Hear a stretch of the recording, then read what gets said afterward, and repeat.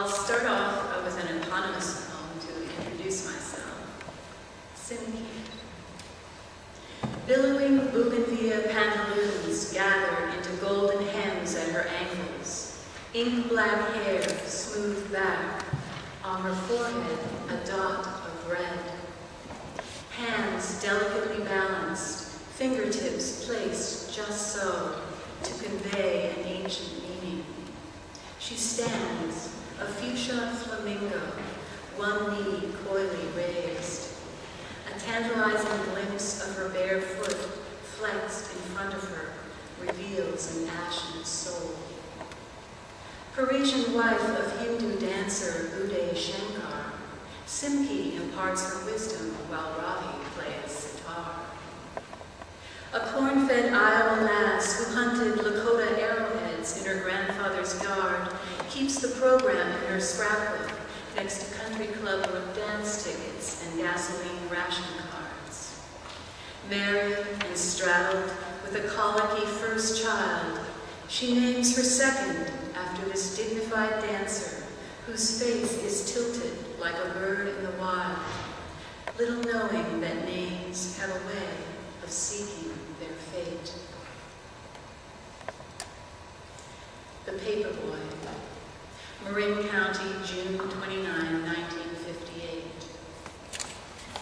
The little girls were best friends who walked each other home, their feet sliding through pungent eucalyptus leaves and toothpaste green nutshells scattered along the winding street. They had seen the boy before, watched him pull the flat newsprint from the white canvas bag slung across his shoulder, marveled at how deftly he tucked the edges into a neat three-quarter fold, how he flipped it with his wrist and flung the paper missile onto the driveway.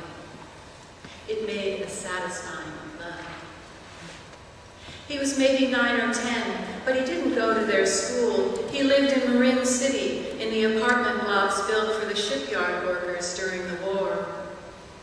Used to seeing him whistle toward the sky on the street where the road curled up the hill above the bay, they felt familiar enough to taunt him with their rhymes, the sort of barbs little girls hurl at boys from a safe distance. The eucalyptus creaked in the wind. It was so quick how he came out from hiding behind a tree, grabbing the Peter Pan collar of her shirt before she even saw him, his smooth cheeks so close her eyes had to readjust. "You better not be calling me any more names or I'll whoop your ass from here to kingdom come." "We were just playing. We won't do it again. I promise." She felt the warmth of his measured breath, saw the even shape of his teeth, the astonishing curl of his jet black lashes. She looked into the boy's hazel eyes and forgot to be afraid. I'll end with the prize-winning Prague TV. For non-poets, you have to understand that poetry has a lot of white space around it because the words are so special. And you want to think about this typewriter. Prague TV. Instead of Most Wanted by the FBI, each week they profile the life of a dissident, a former inmate of Boryskov prison. He came home every evening to his flat after a day of cranking the presses for the Communist Daily, and he uncovered his ancient corona and inserted 7 layers of onion skin and 7 layers of carbon, because that's how many sheets the keys could imprint.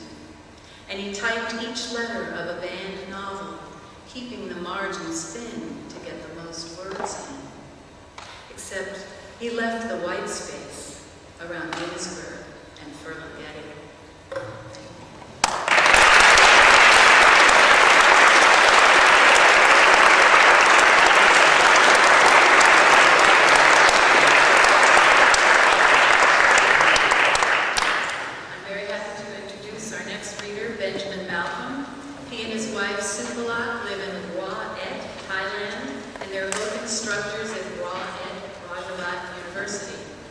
In the future, they plan to establish a retreat center for both Southeast Asian and foreign artists.